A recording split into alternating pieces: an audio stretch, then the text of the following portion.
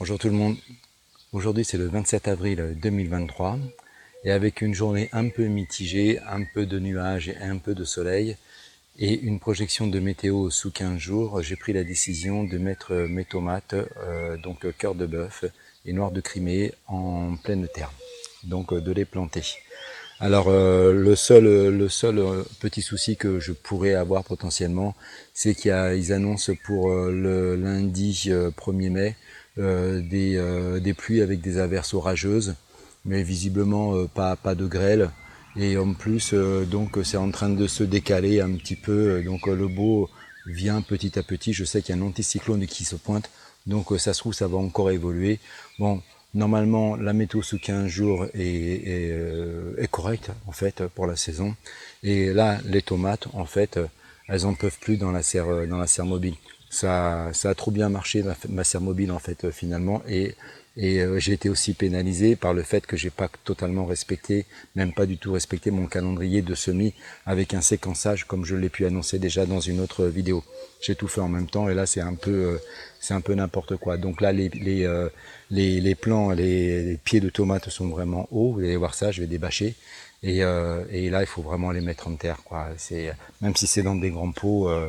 Faut que ça puisse s'épanouir, il faut que ça soit soumis aux intempéries, parce que là c'est trop protégé, et ça pousse, et ça va pas être bon. Je crains peut-être qu'il risque d'y avoir un sacré choc quand elles vont se retrouver dans l'environnement en fait naturel. On va voir, et de toute façon je vous ferai un retour. Donc je vais débâcher.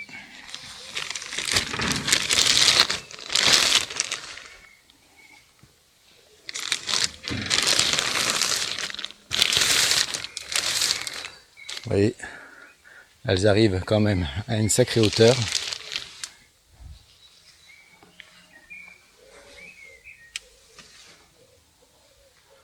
Ouais, elles sont quand même belles, hein. Franchement. Alors là, c'est quoi ça? Là, c'est de la noire de Crimée.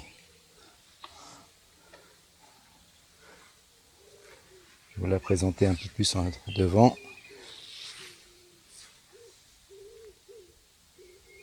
Voilà, vous voyez, il commence à y avoir des petits bouquets aussi. Bon, le feuillage est sympa.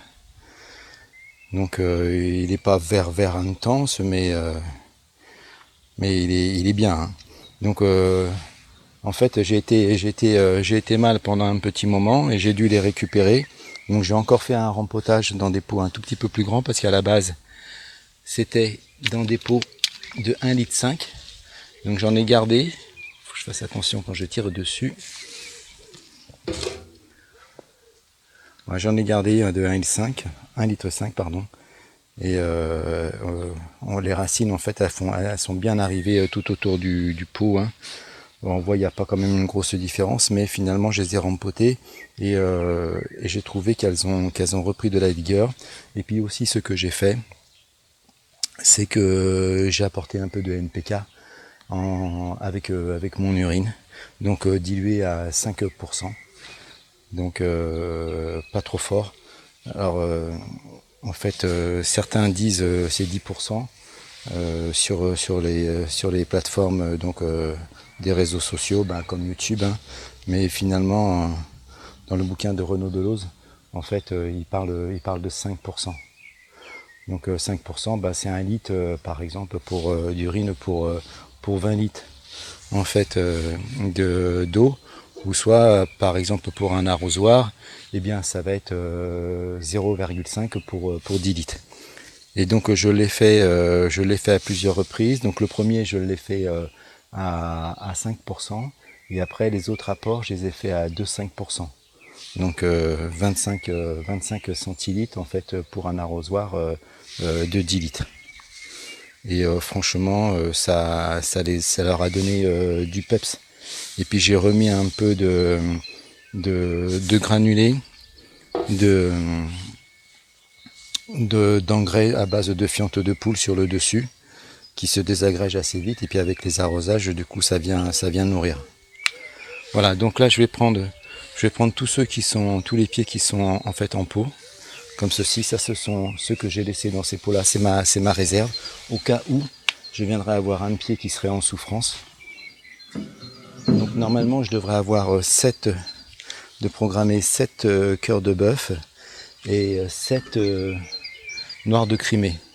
Donc là je suis sur la noire de Crimée. Donc je vais enlever les réserves déjà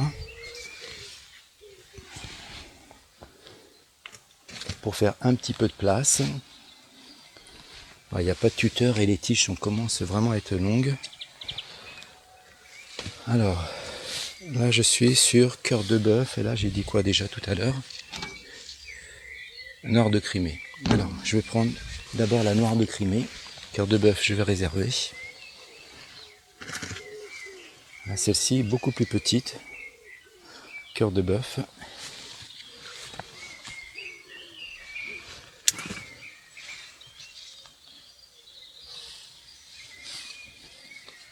Voilà, bon, je vais faire ma petite préparation et je vais vous reprendre après pour vous montrer comment ça évolue aussi à l'intérieur. Vous voyez là c'est les plants de tomates donc noires de Crimée, les 7 que j'ai sélectionnés. Les 7 autres plants de tomates qui seront des cœurs de bœuf sont de l'autre côté. Donc j'ai de quoi mettre sur mon linéaire, sur ma planche, 15 pieds. Donc j'ai 7 noires de Crimée, 7 cœurs de bœuf et au milieu je vais venir y mettre une paola. Donc les paolas elles sont en terre depuis le 7 avril je crois de mémoire. Elles sont de l'autre côté là-bas où il y a la casquette et du côté des carrés potagers et elles ont quand même souffert. Hein. Et par contre depuis que je les ai mises dans les manchons, vous savez là le truc que j'ai fabriqué, eh bien finalement ça fonctionne pas mal. Elles se plaisent vraiment bien et elles commencent à bien s'épanouir. Voilà, donc je réinsiste sur l'importance de bien respecter le calendrier de semis. Parce que vous voyez là, moi j'ai des plants qui sont quand même très très hauts. Eh bien, c'est pas forcément ce qu'on recherche. Hein. En fait finalement, et je les ai fait trop tôt, comme j'ai expliqué dans une vidéo, j'ai fait tous mes semis en même temps alors qu'il y avait un séquençage qui était bien défini. J'ai la chance que là, sur fin avril, première quinzaine de mai, les conditions climatiques sont correctes en fait pour la saison, mais si par exemple elles avaient été complètement pourries, il aurait fallu encore que je retarde ma mise en terre. Et là, les plants, ils auraient encore pris peut-être 10 cm en 15 jours. Donc là, ça aurait été vraiment trop. Puis c'est pas bon, quoi. À un moment donné, il faut vraiment qu'il soit en terre. Alors, j'ai juste un petit souci, entre guillemets, c'est que lundi, ils annoncent des averses orageuses. Mais après, si je repousse de 2 jours, eh bien, rien ne me dit que d'ici 10 jours, j'aurai pas d'averse orageuse ou un orage. À un moment donné, voilà, les végétaux, il faut qu'ils soient en pleine terre, il faut qu'ils fassent leur vie. Hein. Eh bien, on va aller de l'autre côté et vous verrez, il y a un petit peu de changement.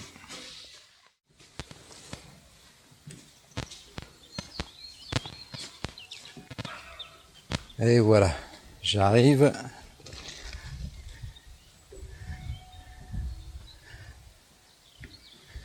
Et voilà l'emplacement où vont être implantées en fait les tomates. Vous voyez, donc du coup il y a des poteaux galvanisés, des pieds de poteaux galvanisés, des poteaux bois qui font 180 de haut, avec une partie en haut qui vient consolider et les lier tous les uns aux autres. Il y a des écharpes de contreventement ici qui font que finalement je peux appuyer, la structure ne se déforme pas. Et après j'ai 4 fils qui passent de grillage et je suis venu donc agrafer en fait un grillage de 250. Et je vais palisser donc en fait mes pieds de tomates sur ce grillage. Et alors pour illustrer, je vais essayer de décaler. Hop. Voilà, pour pas marcher sur la planche. Alors pour illustrer, en fait, ça va être planté comme ceci. Donc, il y aura trois pieds par comment je pourrais appeler ça? Par emplacement, tout simplement. Voilà, je trouve pas le mot. Voilà, il y aura 3 pieds. Et donc, alors je pourrais en mettre 4 par exemple si je décidais en fait de supprimer systématiquement les gourmands et les faire monter la tige. Sauf que moi je vais garder quelques gourmands de sorte à ce que la plante soit moins traumatisée par les tailles. Puis j'ai remarqué que c'est ce qui fonctionnait mieux ici, chez moi, en fonction de mon climat, en fonction de ma terre. Voilà, donc du coup, ça va être cette opération que je vais réaliser. Et il va falloir que je perce. Il va falloir que je perce en fait la bâche tissée. Donc il me reste encore un pot. Donc ce que je vais faire, c'est que je vais venir positionner le pot avec un marqueur rouge. Je fais le tour et ensuite avec un ciseau, je viens découper. Une fois que ça c'est fait, je vais peut-être relever un peu la bâche pour essayer de bien aérer le sol, donc encore une fois. Et ensuite, je vais venir planter tout simplement les pieds de tomates. Et ce que je vais faire aussi, c'est que dès que c'est planté, je vais venir donc les attacher sur le grillage, parce que si jamais ils annoncent du vent, comme les tiges sont quand même assez longues maintenant, il ne faudrait pas qu'elles puissent se casser. Voilà, donc je vais faire cette opération-là, et puis je vais vous montrer des petites séquences au fur et à mesure. Mais je vais déjà mettre tous les pieds en place, aux endroits spécifiques, pour faire une petite simulation. C'est un peu incliné sur cette partie, j'ai mal étalé la terre. Alors là, donc du coup, forcément, je vais prendre ceux que j'ai déjà mis en place.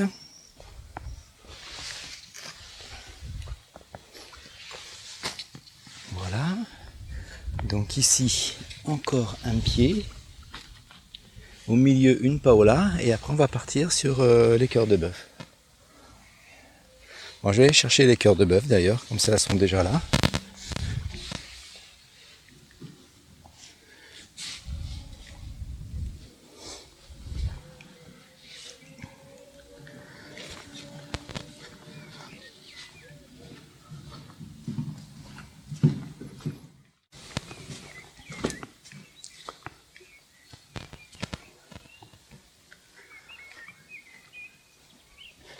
Et voilà, j'arrive avec les cœurs de bœuf. J'ai l'impression que les cœurs de bœuf, les pieds sont encore plus hauts.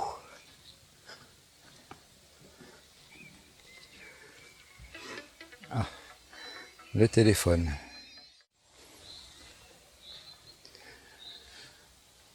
Bien, voilà, tous les plans sont en place. Et maintenant, je vais pouvoir commencer à faire les trous et à planter les plants de tomates. Hein. Alors je vais voir un peu comment est la terre pour voir si j'ai besoin éventuellement de relever un peu la bâche ou pas. Ce qui fait que ça me fait penser que si je dois relever la bâche, et forcément, il faut que je décale en fait les plants de tomates. Alors il n'y a pas de vent, je peux les laisser debout comme ça, mais s'il y avait eu du vent, j'aurais pas hésité à les coucher pour éviter que la tige se casse. Hein.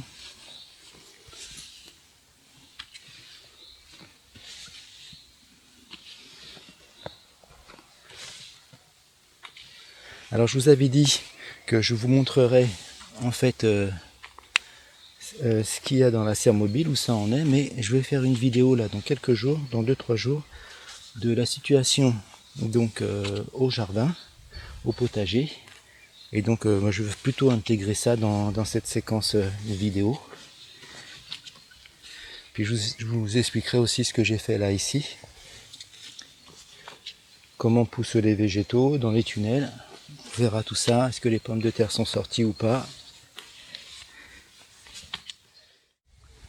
Bien, vous voyez, j'ai déjà fait donc 3 trous.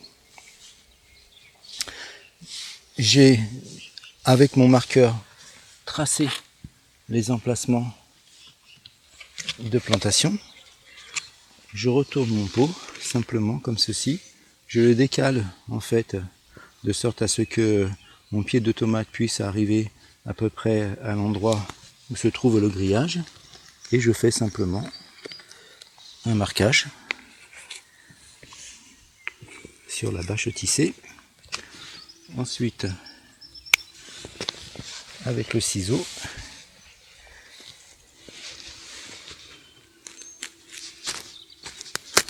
Je viens découper la bâche.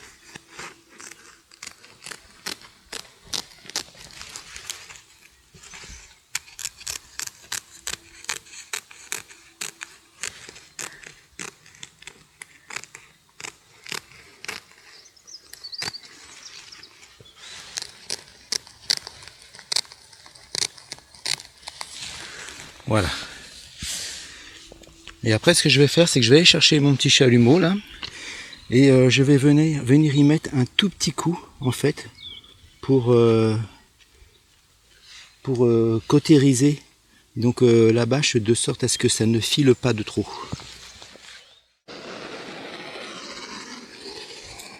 Alors, ce qui me plaît pas trop dans mon histoire, c'est que j'ai quand même des feuilles qui sont sèches. Je voudrais pas que ça y foute le feu. Ouais, c'est pas terrible en fait. Ça chauffe de trop d'un seul coup. Ouais. Et puis ça prend feu.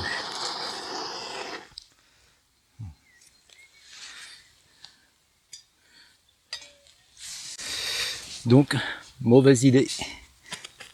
Si j'avais eu en fait une grosse boîte à conserve, j'aurais pu faire finalement comme je fais habituellement et ça m'aurait fait un truc plus propre. Donc là, c'est sûr qu'avec le temps, la bâche, elle va filer.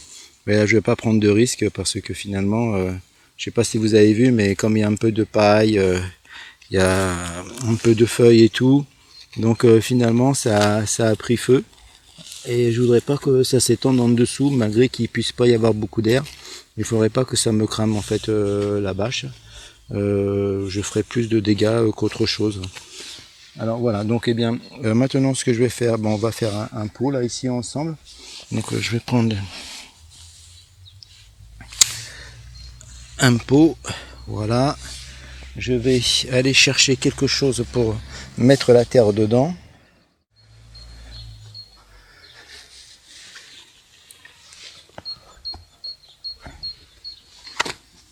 Voilà. Et on va mettre les gants, tant qu'à faire, autant se protéger un peu les mains.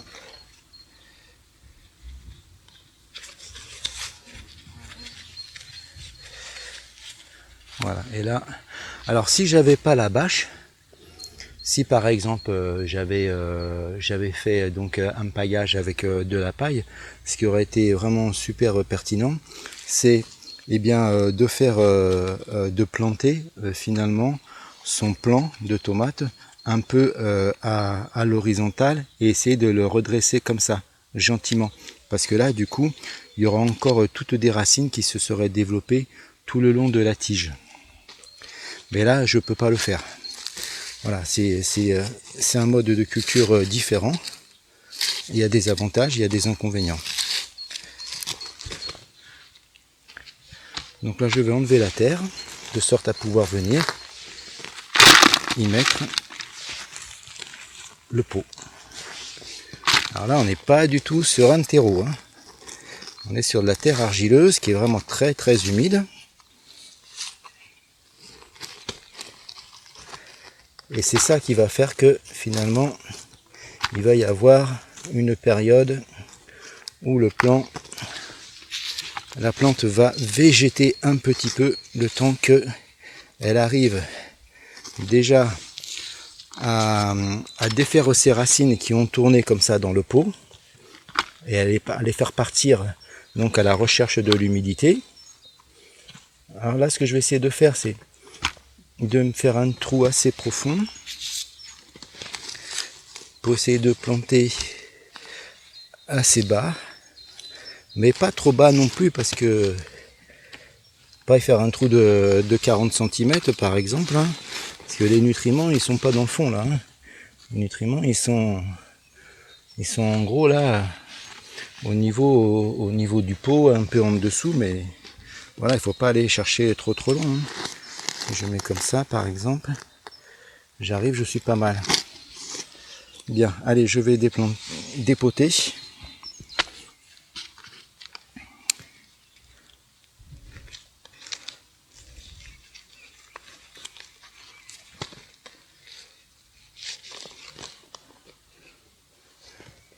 Vous voyez là, je l'ai rempoté il n'y a pas longtemps, ce qui veut dire que en fait, il n'y a pas de, sur la partie là, il n'y a pas de racines. Par contre ici, il y a un peu de racines là. Alors je vais essayer de mettre la plante pour voir ce que ça donne. C'est pas trop mal finalement. J'aurai de quoi en fait l'attacher avec un petit raffia. Donc là, je tasse pour faire descendre un peu le terreau.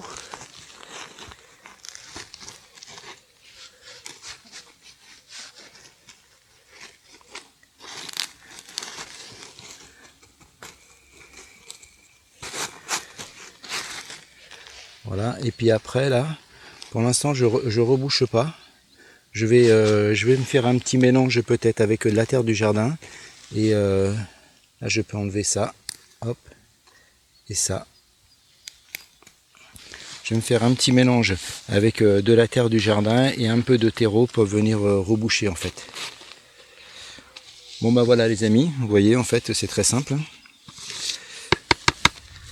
Et je vais continuer donc sur toute la longueur à faire le même mode opératoire. Et ce que je vais faire là, un verre de terre, on va le remettre dedans, hop. Et ce que je vais faire dès à présent, c'est que je vais venir en fait attacher avec le raffia.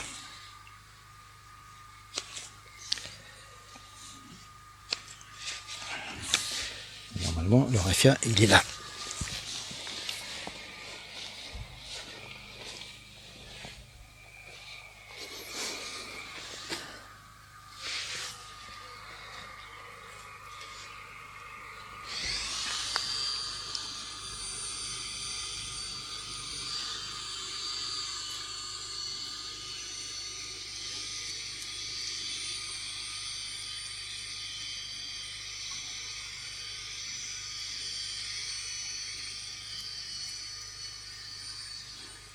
Voilà, pour le raffia c'est fait. Moi ce que je vais faire avant d'y mettre en fait la terre de nouveau, c'est que je vais venir eh bien arroser. Parce que là j'ai une belle profondeur, et cette profondeur ça va me permettre de faire comme une sorte de puits, de retenue. Alors malgré que la terre elle soit vraiment bien mouillée, mais il faut quand même arroser. Hein.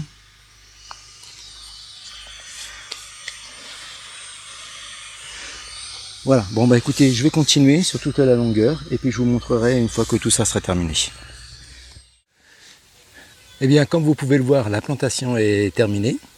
Ma foi, c'est quand même assez long, hein, donc à tracer les ronds, à découper, à enlever la terre, à mettre la plante en terre, revenir mettre de la terre. Finalement, en fait, la terre que j'ai prélevée, eh bien, je l'ai pas mis dans la brouette et mélangée avec du compost parce que il y a plein de vers de terre.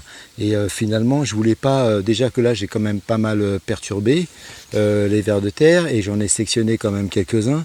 Et je voulais donc pas finalement en zigouiller encore plus en mettant la terre dans la brouette et en mélangeant tout ça avec du terreau.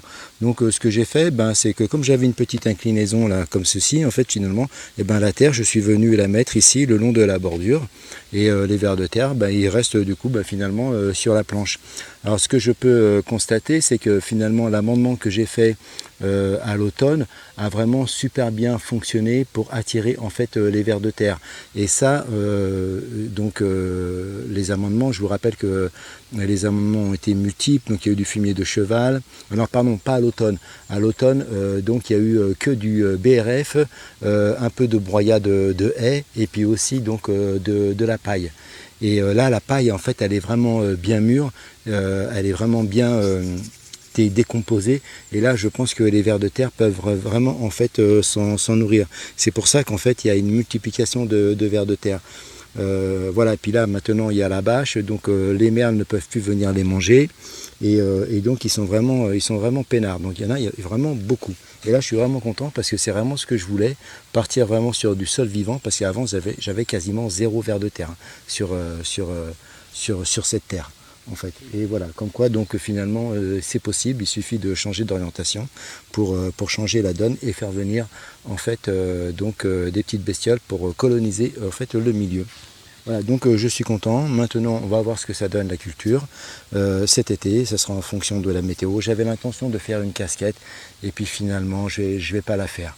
Je vais pas la faire parce que je pense que avec les tubes URL, comme c'est parti, je pense que les coups de vent, comme je voulais faire, s'il y avait un trop fort coup de vent, ça se serait envolé. Enfin, je sais pas où. Alors, ça m'aurait embêté. Ce que j'ai derrière là déjà pour les pommes de terre, c'est déjà embêtant quand il y a du vent. Bon, ceci dit, ça souffle à 90 km/h, c'est toujours debout. Mais voilà, bon, je verrai. C'est toujours une option. Je garde ça sous le coude. Ça sera en fonction de l'été. Si jamais on a un été extrêmement pluvieux, comme je suis déjà embêté avec la rosée, bah là, j'essaierai de trouver quelque chose pour venir y faire une casquette. Je vous montrerai ça de toute façon. Là, je vais prendre l'appareil et puis je vais venir filmer d'un peu plus près.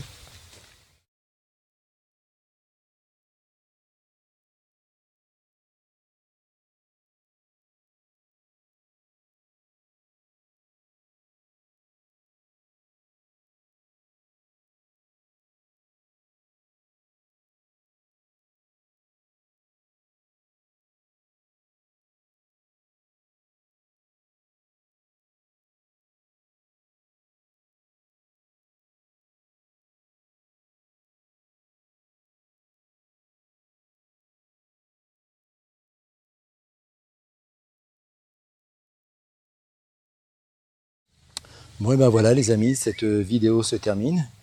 Il me reste plus qu'à vous dire ciao et puis à la prochaine. Bye.